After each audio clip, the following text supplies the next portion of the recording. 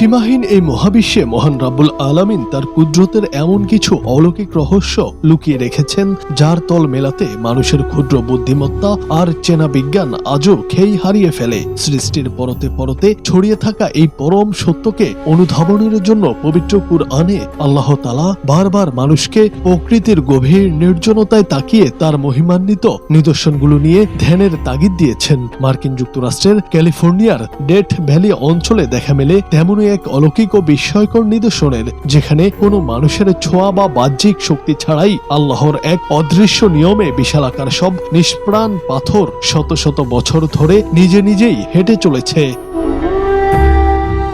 নিষ্প্রাণ পাথরও কি কখনো হেঁটে বেড়াতে পারে? রূপকথার গল্পের মতো হলেও আমাদের এই বাস্তবের পৃথিবীতেই ঠিক এমন অবিশ্বাস্য কাণ্ড ঘটছে। পৃথিবীর বুকে সেলিং স্টোন বা চলন্ত পাথর নামে পরিচিত প্রকৃতির এই রোমাঞ্চকর খামখেয়ালিপনা বছরের পর বছর ধরে সাধারণ মানুষকে যেমন স্তব্ধ করে রেখেছে, তেমনি বিজ্ঞানীদের দাঁড় করিয়ে দিয়েছে এক বড়সড় গোলকধাঁধার সামনে।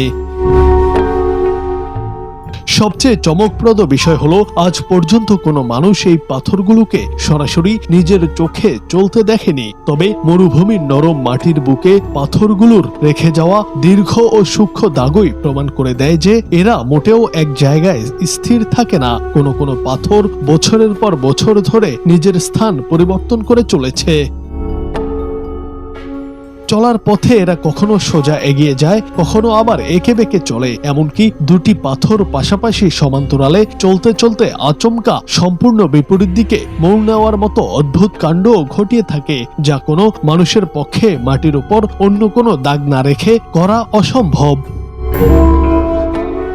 1948 সালে এই রহস্যময় বিষয়টি প্রথম বিজ্ঞানীদের নজরে আসে। এরপর থেকে শুরু হয় বহুমুখী গবেষণা। 1955 সালে বিজ্ঞানী এম স্টানলে ধারণা দেন, বন্যার পর মরুভূমিতে জমে যাওয়া পাতলা বরফের চাদরের কারণে পাথরগুলো পিছলে স্থান পরিবর্তন করে। তবে 1976 সালে রবার্ট শার্প এবং ডুয়েট ক্যারি এই মতবাদের দ্বিমত পোষণ করেন। তারা পাথরের জ্যামিতিক পথ বিশ্লেষণ করে জানান, বছরের নির্দিষ্ট সময়ে তীব্র বাতাসের ধাক্কা এই ভারী পাথরগুলো নড়ে ওঠে।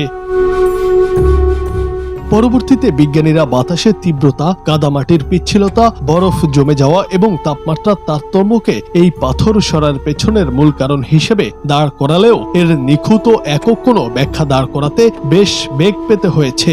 ভিন্ন ভিন্ন পাথরের ভিন্ন ভিন্ন গতিপথ ও আচরণ বিজ্ঞানীদের কাছে দীর্ঘদিন ধরে এক বড় গোলকধাঁধা হয়ে আছে।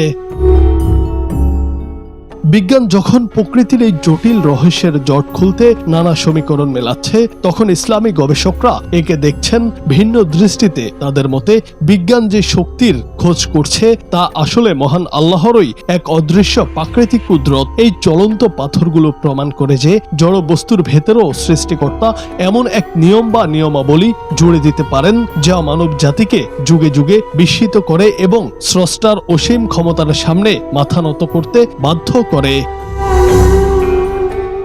বিজ্ঞান আর প্রকৃতির এই রোমাঞ্চকর মেলবন্ধনে ডেথ ভ্যালির এই চলন্ত পাথরগুলো আজও বিশ্বজুড়ে কৌতূহলী মানুষের অন্যতম প্রধান আকর্ষণ হয়ে রয়েছে।